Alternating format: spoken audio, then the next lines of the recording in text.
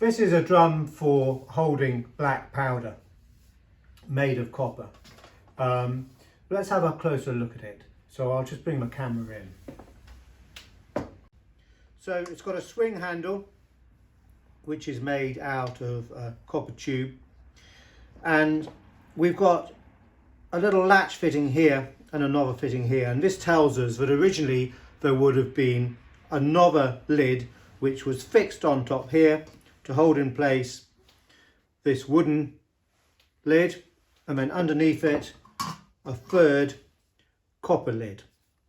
Once that's removed, we can see to the interior we've got a number of japanned tin flasks to take our black powder, which we can hand out to different gun crews, or perhaps members of a shoot at their different butts. So the central one is circular. Now, made of japanned tin. Tin, of course, and copper doesn't give you any sparks. Steel or iron would. Very important naturally with black powder to make sure that we're as safe as possible and you don't have any sparks. So the central round tin is out. Then we have got a smaller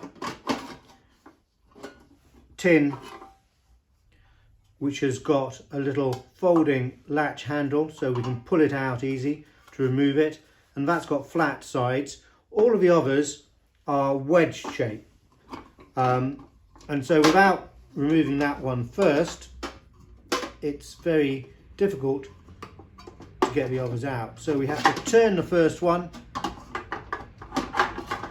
in order to get it out and give it a little bit of a wibble wobble, and there we can see the shape to correspond with the drum. And of course, the more you take out, the more space you have and the easier it gets to remove them.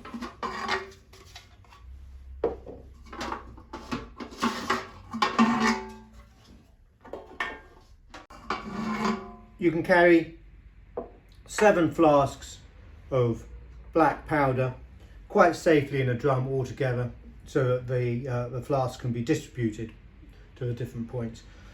Now, the first patented design for a black powder drum like this was done by James Walker of Wapping, who patented his design in 1810.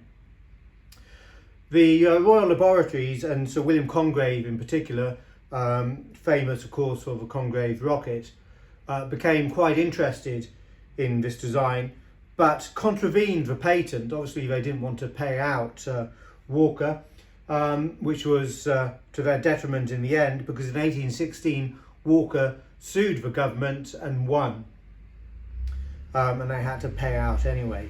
Now, a number of different makers after this did follow the design and made their own version of this, but the originator is really James Walker in 1810. This black powder drum doesn't have any maker's mark or stamp to it, so we don't know who made it originally, but there's not many of these around. It's quite a rare survivor. Yes, it's got its one lid missing, but still quite a rare piece and very interesting for its use. So there you have it. A black powder drum, early to mid 19th century, made of copper with japanned tin with little brass screw caps.